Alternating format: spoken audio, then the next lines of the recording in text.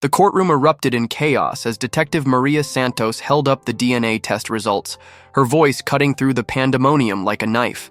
Your Honor, the defendant standing before you today is not just guilty of fraud and attempted murder. She's also the biological mother who abandoned this brave young man 23 years ago. The gavel banged repeatedly as gasps filled the room. Cameras flashed and papers scattered across marble floors. In the defendant's chair, Eleanor Blackwood's perfectly manicured facade cracked like shattered glass, her empire built on lies crumbling in real time. Nobody expected this shocking twist in what started as a simple rideshare rescue on a rainy Tuesday night in downtown Chicago. 3 weeks earlier, Marcus Thompson adjusted his rearview mirror for the 100th time that evening, the reflection showing tired brown eyes that had seen too much for his 23 years. The scar running from his left temple to his jawline caught the streetlight, a permanent reminder of the car accident that had claimed his adoptive parents 2 years ago, leaving him with nothing but medical bills and a battered Honda Civic that now served as his lifeline through the gig economy. Marcus had grown up in foster care after being abandoned as an infant at Chicago General Hospital. The note pinned to his blanket simply read, "I'm sorry," in elegant handwriting. The Thompsons had adopted him at age 5, giving him love, stability, and dreams of becoming a paramedic like his adoptive father. But dreams don't pay rent, and after their death, Marcus found himself driving for rideshare to survive, his EMT certification gathering dust while he transported drunk college students and impatient business people through the city's maze of traffic. The rain drummed against his windshield as his phone pinged with a new ride request. Pickup location, Mercy General Hospital. Destination, Lincoln Park. The passenger rating showed 5 stars with a note that simply said, "Emergency, please hurry." Marcus pulled up to the hospital's emergency entrance, his hazard lights cutting through the downpour. A figure emerged from the automatic doors. A woman in her early 30s, visibly pregnant and clutching her stomach with one hand while dragging a small suitcase with the other. Her designer clothes were soaked, her auburn hair plastered to her face, but what struck Marcus most were her eyes, green as emeralds and filled with desperate fear. "Are you Marcus?" she gasped, struggling to open the car door against the wind. "That's me. You okay, miss?" Marcus jumped out to help her with the suitcase, immediately noticing her labored breathing. "I'm Sarah. Sarah Mitchell. Thank you for coming so quickly." She slid into the back seat, her face contorting with what looked like a contraction. "Lincoln Park, please. 2847 North Cannon Drive." Marcus studied her in the rearview mirror as they pulled away from the hospital. Something felt off. Why would someone in active labor be leaving a hospital? "Ma'am, are you sure you shouldn't be back there getting checked out? You look like you might be—" "No!" Sarah's voice cracked with panic. "Please, just drive. I can't be there right now." The desperation in her voice reminded Marcus of his own darkest moments after losing his parents. He'd learned to recognize that particular brand of fear, the kind that comes when you have nowhere safe to turn. "Okay, we'll get you where you need to go. Just try to breathe steady, all right?" As they navigated through the storm-soaked streets, Sarah's breathing became more labored. Marcus kept glancing in the mirror, his EMT training kicking in despite his better judgment. When she let out a sharp cry of pain, he made a decision that would change both their lives forever. "That's it. I'm pulling over." He guided the Honda to the curb under a streetlight. "Ma'am, I think you're in labor. I'm trained as an EMT. Let me help you." Sarah's eyes widened with a mixture of relief and terror. "You're a paramedic? Close enough. Now let's see what's going on back there." Marcus killed the engine and climbed into the back seat, his hands steady despite the adrenaline coursing through his veins. What happened next unfolded like a scene from a medical drama. Sarah's water broke just as Marcus was assessing her condition, and within minutes, it became clear that this baby wasn't waiting for a hospital delivery. With nothing but his basic first aid kit and the calm confidence his adoptive father had taught him, Marcus talked Sarah through the delivery. "You're doing great, Sarah. I can see the head. One more push," Marcus coached, his voice steady and reassuring. Rain continued to pound the roof as new life entered the world in the back seat of a beat-up Honda. At 11:47 p.m., amid a thunderstorm in downtown Chicago, baby Emma Mitchell took her first breath in Marcus Thompson's hands.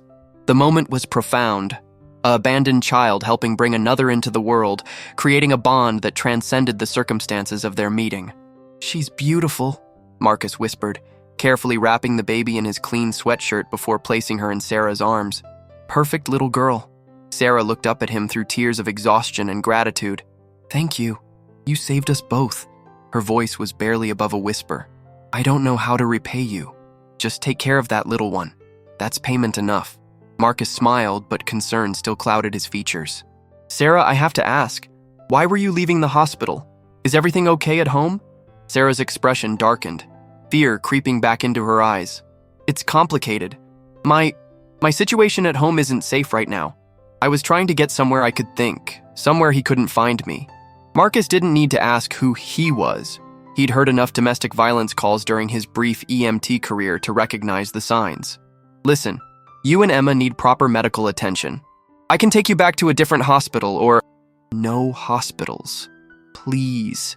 Sarah's grip tightened on her newborn daughter. "He has connections everywhere. Doctors, nurses, administrators. I can't risk it."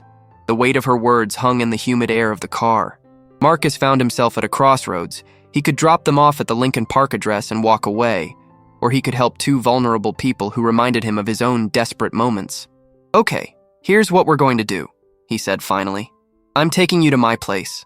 It's not much, but it's safe and clean. You can rest, get your strength back, and figure out your next move. No questions asked." Sarah stared at him in disbelief. "You don't even know me. Why would you—" "Because someone once helped me when I had nowhere to go," Marcus replied simply. "And because that little girl deserves a fighting chance." 20 minutes later, Marcus was helping Sarah and baby Emma into his modest studio apartment above a bodega on the south side. The space was small but meticulously clean, with medical textbooks stacked on every available surface and a Murphy bed that folded down from the wall. "It's not the Ritz, but the shower works, and there's always hot coffee," Marcus said, pulling towels from a closet. "Bathroom's there. Kitchen's basically that corner over there. Make yourself at home." Sarah settled onto the small couch, Emma sleeping peacefully in her arms. "Marcus, I need you to know, my situation is more complicated than I let on. If you help us, you could be putting yourself in danger." "What kind of danger?" Marcus asked, settling into the only chair in the room. Sarah was quiet for a long moment, studying his face as if trying to decide how much to trust him. "My husband, he's not just controlling, he's powerful, wealthy, connected. And when he finds out I've left with Emma," she shuddered, "he won't just let us go." "What's his name?" "Charles Blackwood. He owns half the real estate in downtown Chicago." Marcus felt his blood run cold. Even someone like him, working the late-night rideshare circuit, had heard of Charles Blackwood. The man's face was plastered on billboards across the city, his name on buildings and charity galas. He was Chicago royalty, untouchable, ruthless, and rumored to have connections that reached into every level of city government.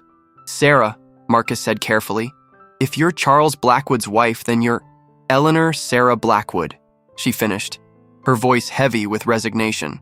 "Though I go by Sarah Mitchell now, it's my maiden name. I've been planning this escape for months." The revelation hit Marcus like a physical blow. Eleanor Blackwood was a household name in Chicago, the philanthropist wife of a real estate mogul, always smiling in society photos, cutting ribbons at charity events, the picture of wealth and privilege. The woman sitting in his apartment, holding a newborn and running for her life, seemed like a completely different person. "I know what you're thinking," Sarah continued. "Rich woman, big house, what could she possibly be running from? But money doesn't protect you from everything, Marcus. It just makes the cage more gilded." Over the next hour, as baby Emma slept and the storm raged outside, Sarah told Marcus her story. She'd met Charles at a charity gala 5 years ago when she was a social worker fresh out of graduate school. He'd been charming, sophisticated, seemingly dedicated to helping others through his foundation work. The courtship had been a whirlwind of expensive dinners, private jets, and promises of changing the world together. The first red flag came 3 months after their wedding. Sarah had wanted to continue working with underprivileged children, but Charles insisted she quit to focus on being the wife he needed. When she hesitated, he'd simply had a quiet word with her supervisor, and suddenly her position was eliminated due to budget cuts. "It was always subtle at first," Sarah explained, her voice growing quieter. "He'd isolate me from friends by scheduling conflicts with our social calendar. He'd undermine my confidence by correcting me in public, then apologizing privately and saying he was just trying to help me become the woman he knew I could be.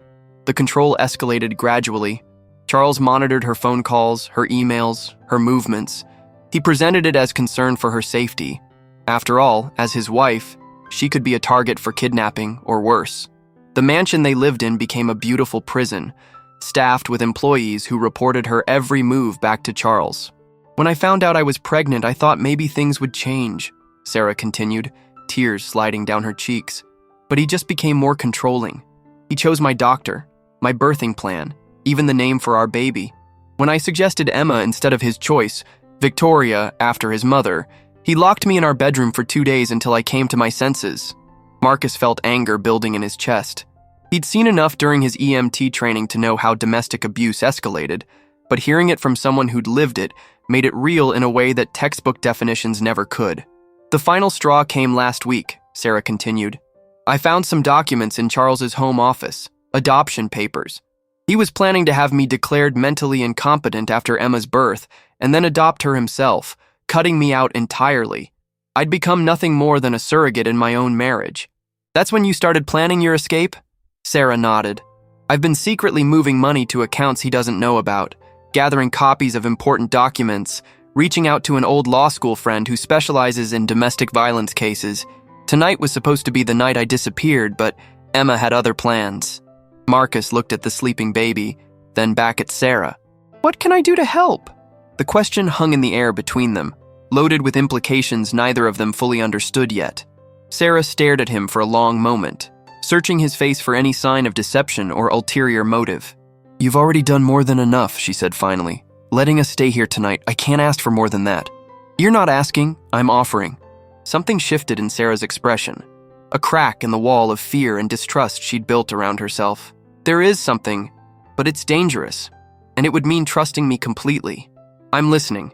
Sarah reached into her purse and pulled out a small USB drive.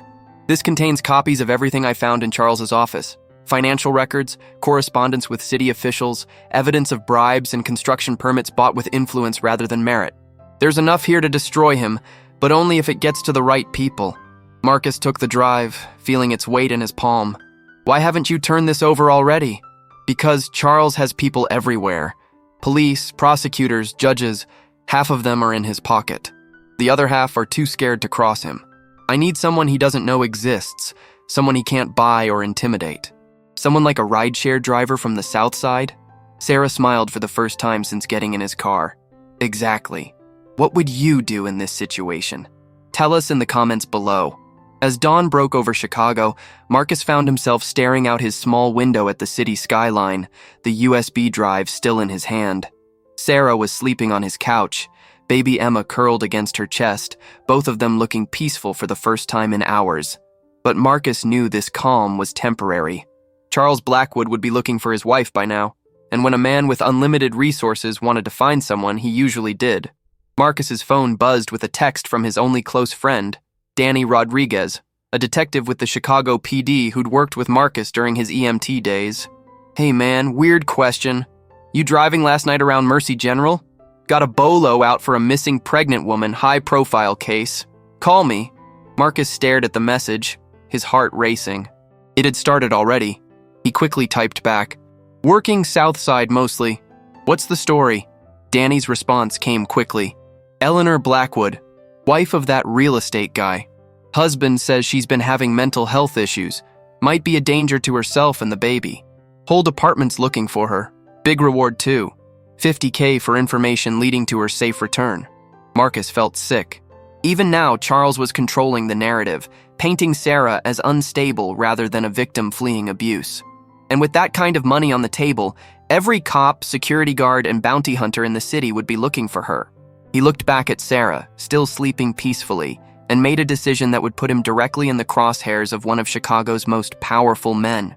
3 hours later, Marcus was sitting in a coffee shop in Chinatown across from Jennifer Walsh, the lawyer Sarah had mentioned. Jennifer was a woman in her 40s with steel gray hair and eyes that missed nothing. She'd built her career defending women like Sarah, taking on powerful men who thought their money made them untouchable.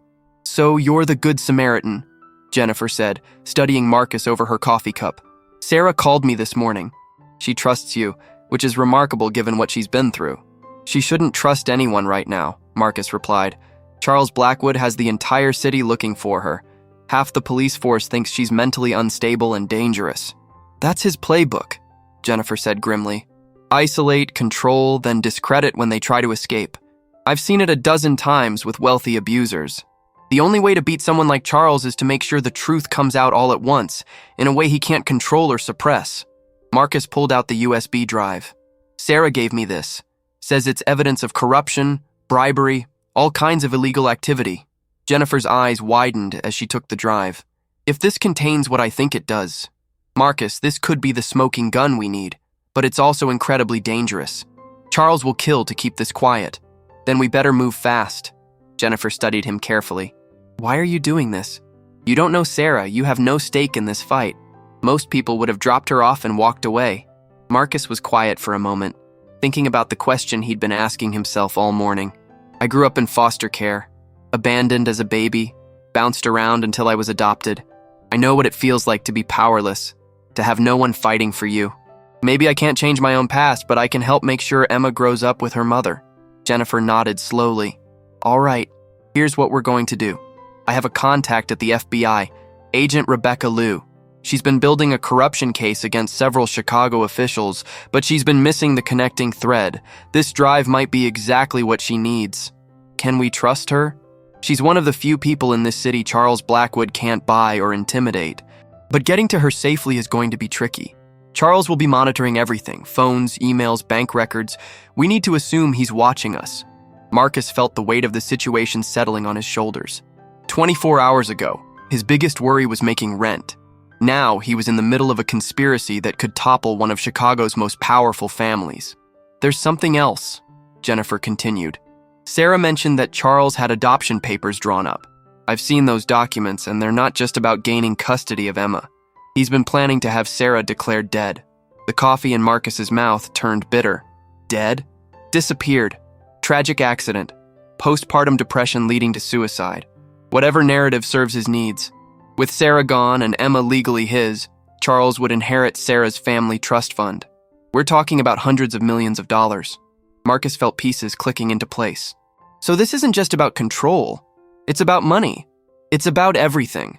Power, money, image. Charles has built an empire on being untouchable, and Sarah leaving him threatens all of that. He'll do whatever it takes to maintain that image.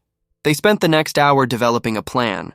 Jennifer would reach out to Agent Liu through encrypted channels, while Marcus would move Sarah and Emma to a safe house Jennifer maintained for clients in extreme danger. The USB drive would be copied and distributed to multiple secure locations, ensuring that even if one copy was discovered, the evidence would survive. As Marcus prepared to leave, Jennifer grabbed his arm. Marcus, I need you to understand what you're signing up for.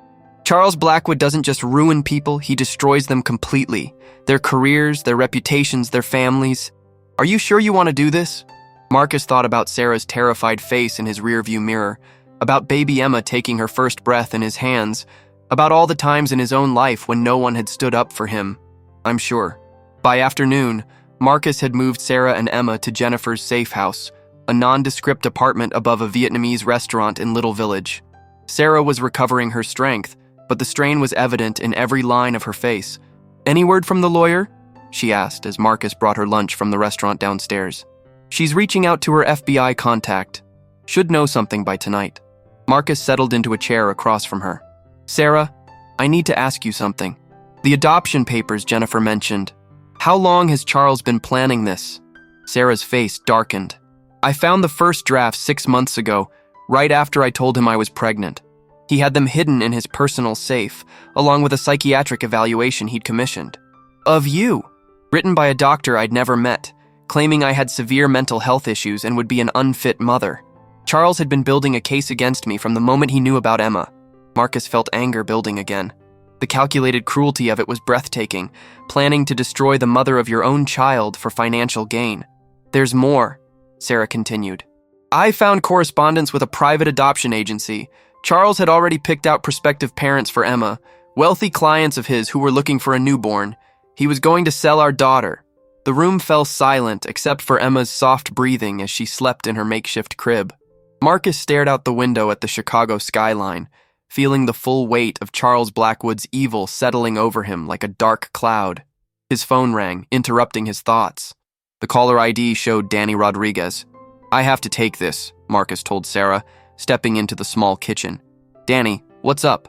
"Marcus, man, I need to ask you something straight up. Did you pick up Eleanor Blackwood last night?" Marcus's heart hammered against his ribs. "Why would you think that?" "Because I pulled the Rideshare records for pickups around Mercy General between 10 and midnight last night. Your car was there at 11:15. The timing matches when she disappeared." Marcus closed his eyes, knowing his friend had him dead to rights. Danny was a good detective, and more importantly, he was a good man. Maybe it was time to trust someone else with the truth. "Danny, if I tell you something, can you promise me you'll hear the whole story before you make any decisions?" There was a long pause. "Marcus, what the hell have you gotten yourself into? Something bigger than both of us. Can you meet me somewhere private?" An hour later, Marcus was sitting in Danny's unmarked police car in an empty parking lot near the lakefront. Danny listened without interruption as Marcus told him everything. The delivery in his car, Sarah's story about Charles's abuse, the USB drive, the adoption papers, all of it. When Marcus finished, Danny sat in silence for several minutes, staring out at Lake Michigan. "Jesus, Marcus. You know what you're describing is basically a conspiracy to commit murder, right? And kidnapping, and about 10 other felonies? I know how it sounds. It sounds like you helped a kidnapping victim who didn't know she was being kidnapped." Danny turned to face him. "Eleanor Blackwood isn't just missing, Marcus.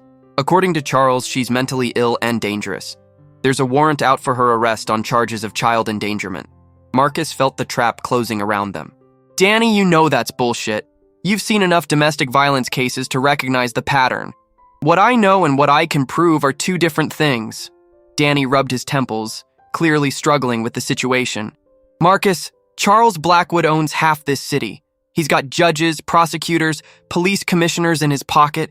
Even if everything you're telling me is true, going up against him is career suicide. So you're just going to turn us in?" Danny was quiet for another long moment. "Show me the drive." Marcus hesitated, then pulled out one of the copies Jennifer had made. Danny plugged it into his laptop, and for the next 20 minutes they scrolled through documents that painted a picture of corruption so vast it was almost incomprehensible. Building permits fast-tracked in exchange for campaign contributions. City contracts awarded to companies Charles owned through shell corporations. Judges ruling in his favor after receiving consulting fees through their law firms. It was a web of corruption that reached into every level of Chicago's power structure. "Holy shit," Danny whispered, staring at a bank transfer record showing a $2 million payment to a sitting city councilman. This is everything. This could bring down half the city government. Now, do you believe me about Sarah?" Danny nodded slowly. "A man this corrupt wouldn't hesitate to murder his own wife if it served his purposes."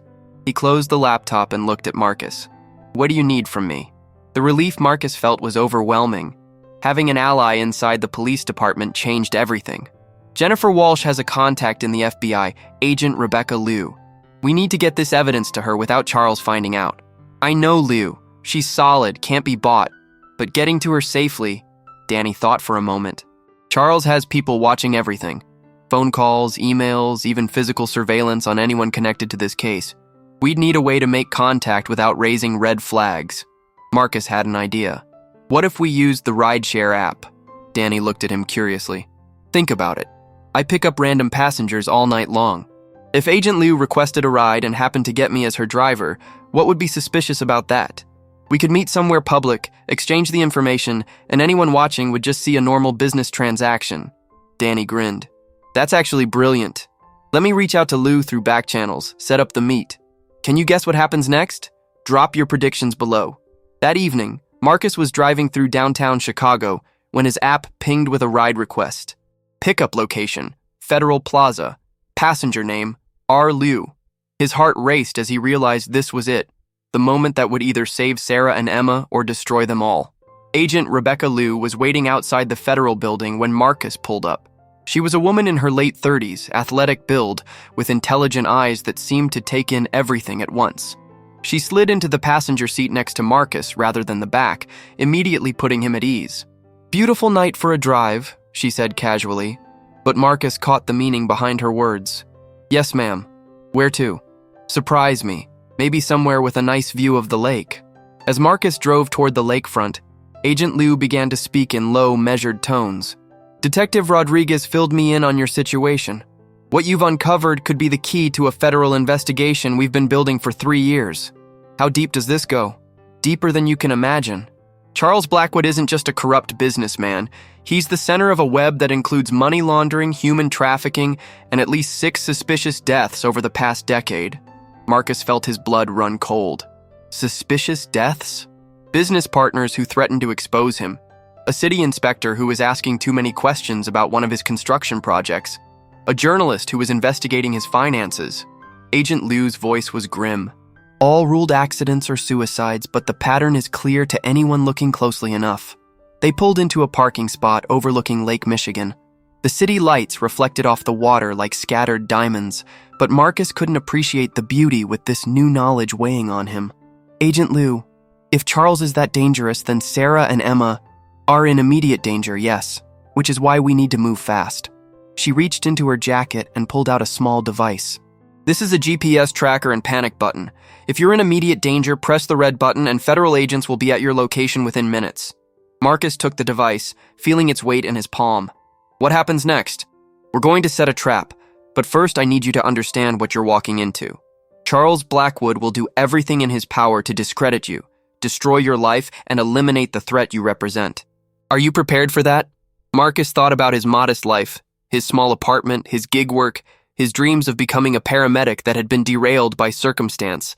He didn't have much to lose, but what he did have felt precious in this moment. What about Sarah and Emma? If we do this right, they'll be safe. We'll put them in federal witness protection until Charles is behind bars. But Marcus, Agent Liu turned to face him directly. There's something else you need to know. Something about your own past that's connected to this case. Marcus felt the world tilt around him. What do you mean? Agent Liu pulled out a manila folder and handed it to him. We've been investigating Charles for years, digging into every aspect of his life, including a private adoption agency he's been using to place children with wealthy clients who don't ask too many questions about the paperwork. With trembling hands, Marcus opened the folder. Inside was a birth certificate, hospital records, and a handwritten note that made his heart stop. The birth certificate was his own, but it listed his mother as Eleanor Sarah Mitchell, Sarah's maiden name. The hospital records showed a birth at Chicago General 23 years ago, and the handwritten note in elegant script said, "I'm sorry," the same note that had been pinned to his blanket when he was found. That's impossible, Marcus whispered, staring at the documents. Sarah is only in her 30s. She couldn't be my mother. Not Sarah, Agent Liu said gently. Eleanor Mitchell, Sarah's older sister. The revelation hit Marcus like a physical blow. He sat in stunned silence, trying to process what he was learning. Eleanor Mitchell was 17 when she had you, Agent Liu continued. Unmarried, from a wealthy family that cared more about reputation than their daughter's well-being. Charles Blackwood was 25 then, working for her father's real estate company. He was the one who arranged your adoption through his private agency connections. Marcus's mind raced, connecting dots he'd never seen before. So Charles, he knows who I am? We don't think so. It was handled through intermediaries, sealed records. But Marcus, there's more. Eleanor Mitchell died in a car accident 6 months after giving birth to you. The accident report lists mechanical failure, but you think Charles killed her? Agent Liu nodded grimly. Eleanor had been threatening to expose Charles's illegal adoption practices. She wanted you back, was prepared to go public with what she knew about his operation. 3 days later, her brakes failed on Lakeshore Drive. Marcus stared out at the lake, feeling like his entire life had been rewritten in the span of minutes. The sister he'd never known he had was sitting in a safe house across town, running from the same man who had destroyed his birth mother's life. So, when Sarah married Charles, she had no idea about the connection. Charles probably saw it as poetic justice, marrying the sister of a woman who had tried to destroy him. It gave him power over the Mitchell family legacy. Marcus felt anger building in his chest, but it was different from the righteous indignation he'd felt earlier. This was personal now. Charles Blackwood hadn't just hurt Sarah and Emma. He'd been destroying Marcus's family for over 2 decades. What do you need me to do? Agent Liu smiled grimly. We're going to give Charles exactly what he wants, a chance to eliminate all his problems at once. But first, we need to make sure Sarah and Emma are somewhere completely safe. But then something incredible happened that none of them had anticipated. As Marcus drove back toward the safe house, his phone rang. The caller ID showed Jennifer Walsh, and her voice was tight with urgency.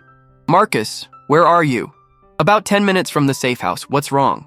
"Charles found us. I don't know how, but there are cars surrounding the building. Sarah and Emma are trapped inside."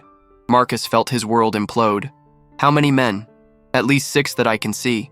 "Marcus, they're not police. These are private security, maybe worse. We need to call for help." Marcus was already making a U-turn, heading back toward Agent Lou's location. "I'm calling in federal backup. Whatever you do, don't let them know Sarah and Emma are there." "Too late. They're already inside the building." The line went dead. Marcus called Agent Lou immediately. "They found them. Charles's men are at the safe house right now. I'm mobilizing a tactical team." "What's the address?" As Marcus gave her the location, he could hear Agent Lou coordinating with federal agents over her radio. But he knew it would take time for them to organize and reach the safe house. Time that Sarah and Emma might not have. "Agent Lou, I have to go help them." "Marcus, no. These men are professionals. If you go in there alone, then I die trying to save my sister and niece." The words felt strange in his mouth, but also right. For the first time in his life, Marcus had a family worth fighting for. He hung up and pressed the accelerator, his Honda racing through the Chicago streets toward an uncertain fate. The safe house was in chaos when Marcus arrived. Jennifer Walsh was arguing with 2 men in expensive suits outside the Vietnamese restaurant, while neighbors gathered on the sidewalk, drawn by the commotion. Marcus could see more men stationed around the building's exits. He parked a block away and approached on foot, his mind racing through possibilities. The front entrance was clearly compromised, but he remembered seeing a fire escape on the building's east side during their earlier visit. Marcus circled around to the alley, staying in the shadows cast by streetlights. The fire escape was there, just as he remembered, its metal stairs leading up to the safe house's floor. He began climbing, each step sending vibrations through the old structure that seemed impossibly loud in the night air. Through the safe house window, Marcus could see into the small living room. Sarah was sitting on the couch, holding Emma, while a large man in a black jacket stood over them. Sarah's face was pale, but determined. She wasn't going to make this easy for them. Marcus tested the window. Locked, but the old building's security was more cosmetic than functional. He pulled out his keys and used the metal edge to work at the window latch. After several tense minutes, it gave way with a soft click. "Where's the husband?" the man in black was saying as Marcus eased the window open just enough to hear clearly. "I told you. I don't know what you're talking about," Sarah replied, her voice steady despite the fear Marcus could see in her eyes. "Mrs. Blackwood, your husband is very concerned about you. He just wants you and the baby to come home safely. My name is Sarah Mitchell, and this is my daughter, Emma. We're not going anywhere with you." The man's patience was clearly wearing thin. "Ma'am, we can do this easy, or we can do this hard, but you're coming with us either way." That's when Marcus made his move. He pushed the window open and slipped inside, landing quietly on the wooden floor behind the man in black. Marcus had the element of surprise, but he was outweighed by 50 pounds and had no combat training. What he did have was desperation, and the knowledge that Agent Lou's tactical team was somewhere en route. "Hey!" Marcus shouted, grabbing a table lamp and swinging it at the man's head. The man spun around, more surprised than hurt, and Marcus realized he'd just made a terrible mistake. These weren't rent-a-cops or private security guards. The man facing him moved with the fluid precision of someone trained to kill. "Well, well," the man said, pulling a gun from his jacket. "The helpful rideshare driver, Mr. Blackwood, thought you might show up eventually." Sarah's eyes widened as she saw Marcus. "You shouldn't have come here." "Yeah, I'm starting to figure that out," Marcus replied, raising his hands but keeping his body between the gunman and Sarah and Emma. The man spoke into a radio clipped to his jacket. "Package secured. We have the driver too. What's the play?" A crackling voice responded. "Bring them all to the warehouse. Mr. Blackwood wants to handle this personally." Marcus felt his heart sink. Whatever Charles Blackwood had planned, it wasn't going to end with a simple conversation. "All right, everybody move," the gunman ordered. "Nice and slow toward the door." As they walked through the small apartment, Margaret couldn't help but notice how clean everything was, despite the obvious financial struggles. The furniture was old but well-maintained, and family photos lined every available surface. Sarah led her to a small kitchen, where the scent of chamomile tea still lingered in the air. "Please sit down," Sarah said, her voice still shaky from the events of the night. She moved carefully, one hand supporting her growing belly. "I don't know how to thank you for what you did back there." Margaret settled into one of the mismatched chairs around the small dining table. Through the thin walls, she could hear a neighbor's television and the distant sound of traffic. "You don't need to thank me. Any decent person would have done the same thing." But even as she said it, Margaret knew that wasn't entirely true. She had seen too many people look the other way when someone needed help.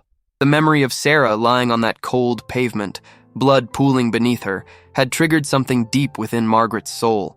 Sarah busied herself making tea, though her hands trembled slightly as she reached for the cups. "I keep thinking about what would have happened if you hadn't been there, if you hadn't stopped." The weight of that reality hung between them. Margaret watched Sarah's profile as she prepared the tea, noting the way she instinctively protected her belly with one arm. There was something familiar about her features, something that nagged at the edge of Margaret's memory. "How far along are you?" Margaret asked gently. 7 months, Sarah replied, turning with 2 steaming cups. "It's a girl. I'm naming her Hope." She smiled for the first time since Margaret had known her, and the transformation was remarkable. Despite everything she had been through, there was still light in her eyes when she spoke about her unborn daughter. As Sarah handed her the tea, their fingers brushed momentarily. Margaret felt a strange electric moment of connection, as if the universe was trying to tell her something important. "Hope is a beautiful name," Margaret said. "It suits someone who fights as hard as you do." Sarah's eyes filled with tears. "You saved 2 lives tonight, you know, mine and hers. The doctors said if I had lost any more blood..." She couldn't finish the sentence. Margaret reached across the table and gently squeezed Sarah's hand. "But you didn't. You're both here. You're both safe. And that's what matters." They sat in comfortable silence for a moment, sipping their tea. The apartment around them told the story of a young woman trying to build a life despite overwhelming odds. Textbooks were stacked on a corner of the counter, and Margaret noticed they were all related to nursing education. "You're studying to be a nurse?" Margaret asked, nodding toward the books. Sarah's face lit up. I am. It's been my dream since I was a little girl. I wanted to help people, to make a difference." Her expression grew sad. "But with the baby coming and no money for tuition, I don't know if I'll ever finish." Margaret felt her heart clench. Here was a young woman with such noble aspirations, someone who wanted to dedicate her life to helping others, and circumstance was threatening to crush those dreams. "What about the baby's father?" Margaret asked carefully, not wanting to pry but sensing there was more to Sarah's story. Sarah's face hardened slightly. "He's not in the picture. Made it very clear he wanted nothing to do with either of us." She touched her belly protectively. "But that's okay. We'll be fine on our own, won't we, little one?" Margaret studied Sarah's face more intently. There was definitely something familiar about her, something that went beyond their brief encounter earlier that evening. The shape of her eyes, the curve of her smile when she talked about the baby, even the way she held herself despite her fear. "Sarah," Margaret said slowly, "I hope you don't mind me asking, but what's your last name?" "Williams," Sarah replied. "Sarah Williams. Why do you ask?" The name hit Margaret like a physical blow. Williams. She gripped her teacup tighter, her mind racing back through the years. Could it possibly be? "What was your mother's maiden name?" Margaret asked, her voice barely above a whisper. Sarah looked confused by the sudden intensity in Margaret's voice. "Thompson. Emma Thompson. She passed away when I was 16. Why? Do you know something about my family?" Margaret's hands began to shake. Emma Thompson. Her sister Emma, who had run away from home at 17 after a terrible fight with their parents. Emma, who had been pregnant and scared and alone. Emma, who Margaret had spent years trying to find. "Sarah," Margaret said, her voice filled with emotion. I think you might be my niece." The silence that followed was deafening. Sarah stared at Margaret with wide eyes, her teacup frozen halfway to her lips. "That's impossible," Sarah whispered. "My mother never mentioned having a sister. She always said she had no family left." Margaret felt tears streaming down her cheeks. She did have family. She had me. I was her older sister, and I've been looking for her for over 20 years. She reached into her purse and pulled out a worn photograph, one she had carried with her everywhere for decades. It showed 2 young girls laughing on a beach, their arms around each other. The younger girl looked exactly like Sarah. Sarah took the photo with trembling hands. "Oh my God," she breathed. This is my mother, but she's so young and she looks so happy. That was taken the summer before she left, Margaret explained. We had gone to the shore with our parents. It was one of the last good days we had as a family before everything fell apart. Sarah traced her mother's face in the photograph with her finger. She never told me about you. She never told me about any family. I grew up thinking I was completely alone in the world. Margaret's heart broke for this young woman who had carried such unnecessary loneliness for so long. Emma was always stubborn and proud. When she left home, she was angry at all of us. Our parents wanted her to give up the baby she was carrying, wanted to send her away to have you adopted. They thought they were protecting the family reputation. She was pregnant when she left home? Sarah asked, her eyes wide. Yes, Margaret said softly. With you. I was away at college when it all happened. By the time I came home and learned what had occurred, she was already gone. I spent years trying to find her, hiring private investigators, following leads that went nowhere. Sarah set down her teacup with shaking hands. She never mentioned being pregnant as a teenager. She always told me my father was someone she met after she moved away from home. Margaret reached across the table again and took Sarah's hands in hers. Your mother loved you more than anything in this world. I'm sure she created that story to protect you from the pain she had experienced. She didn't want you to carry the burden of knowing how hard your beginning had been. The two women sat there, hands clasped, as the magnitude of this revelation settled over them. All these years, they had both been alone when they should have been family. I can't believe it, Sarah whispered. All my life I wished I had family. Someone who understood me, someone who cared about what happened to me. And tonight of all nights, you were there. Margaret smiled through her tears. Your mother used to say that everything happens for a reason. Maybe she was right. Maybe she somehow guided me to be on that street tonight, to be there when you needed me most. Sarah began to cry then, deep, healing sobs that seemed to release years of accumulated loneliness and fear. Margaret moved around the table and wrapped her arms around her niece, holding her as she should have been able to hold Emma all those years ago. You're not alone anymore, Margaret whispered into Sarah's hair. You have family now. You and Hope both have family. They held each other for a long time, 2 generations of women finally finding each other across the gulf of years and misunderstanding. When Sarah finally pulled back, her eyes were red but filled with a new kind of hope. Tell me about her, Sarah said. Tell me about my mother when she was young. Tell me about our family. Margaret smiled and began to share stories she had kept locked in her heart for decades. She told Sarah about Emma's laugh, how it could fill an entire room with joy. She described how Emma had always been drawn to helping injured animals, bringing home every stray she found. She painted pictures of family holidays and summer vacations, of sisters who had once been inseparable. She sounds wonderful, Sarah said when Margaret paused. I wish I could have known her when she was happy like that. She was happy with you, Margaret assured her. I'm sure of it. The fact that she raised such a strong, compassionate young woman tells me everything I need to know about the mother she became. As the night wore on, they continued to share stories and fill in the gaps of their separate lives. Margaret learned about Sarah's childhood, about how Emma had worked multiple jobs to support them, about the small apartment they had shared where Emma had taught Sarah to cook and study and dream big dreams. Sarah learned about the family she had never known existed, about grandparents who had died still hoping Emma would come home, about an aunt who had never stopped searching and never stopped hoping. What happens now? Sarah asked, as the first light of dawn began to filter through the apartment windows. Margaret stood up and walked to the window, looking out at the city that was slowly waking up. Below, she could see the street where she had found Sarah just hours earlier. It seemed impossible that so much could have changed in such a short time. Now, Margaret said, turning back to face her niece, we take care of each other. I want you to come live with me. I have a big house with plenty of room for you and Hope. You can finish nursing school and I'll help with the baby when she comes. Sarah's eyes filled with tears again. I can't ask you to do that. You barely know me. You're family, Margaret said simply. And family takes care of family. It's what your mother would have wanted. Sarah struggled to her feet, one hand supporting her back. She walked to a small dresser and pulled out a wooden jewelry box that had seen better days. From it, she extracted a faded envelope. My mother left me this, Sarah said, handing it to Margaret. She made me promise to only open it if I ever felt completely alone in the world, if I ever needed to know where I came from. Margaret looked at the envelope with recognition. It was addressed in Emma's familiar handwriting. For Sarah, when she needs to know about love. I almost opened it tonight, Sarah admitted. Before you came back, I was sitting here thinking about how scared I was, how alone I felt. I was reaching for it when you knocked on the door.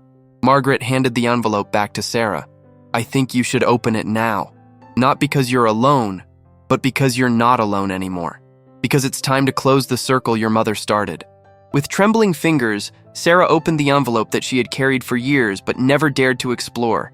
Inside was a letter in Emma's handwriting, along with another photograph Margaret had never seen. Sarah unfolded the letter and began to read aloud. My dearest Sarah, if you're reading this, it means I'm gone and you're feeling lost and alone. I want you to know that you were never alone. Not really. You have a family that loves you, even if they don't know you exist. I left them when I was young and scared and angry, but I never stopped loving them.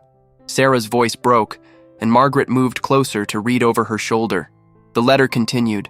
I kept this picture of your Aunt Margaret because she was the best person I ever knew. She was kind and strong and everything I wanted to be. If something ever happens to me, I want you to find her. Her name is Margaret Thompson, and she lives in the city where we used to live together as children. Margaret gasped. She kept my picture? Sarah showed her the photograph that had been in the envelope. It was a picture of Margaret from her college graduation, smiling and proud in her cap and gown. On the back, Emma had written, My sister Margaret, the one who would have loved you as much as I do. She never forgot about you, Sarah whispered. All these years she kept your picture and thought about you. Margaret was crying freely now, overwhelmed by the knowledge that her sister had carried love for her even through all those years of separation. Emma had forgiven the family quarrel that had driven them apart, had wanted Sarah to find the family she had left behind. There's more, Sarah said, turning the letter over. I made mistakes when I was young. I let pride and fear keep me from the people who loved me. Don't make the same mistakes I did, my darling girl. Find your Aunt Margaret. Tell her I'm sorry. Tell her I never stopped being her little sister, even when I was too stubborn to come home. The letter was signed, All my love always, Mom. P.S. Margaret always wanted to be a nurse, just like you do. It must run in the family. Margaret laughed through her tears. I did want to be a nurse when I was young. I ended up becoming a teacher instead, but the desire to help people never left me. Sarah folded the letter carefully and looked at Margaret with wonder. She knew. Somehow she knew that we would find each other. As the sun rose fully, painting the small apartment in golden light, Margaret made a decision that would change both of their lives forever.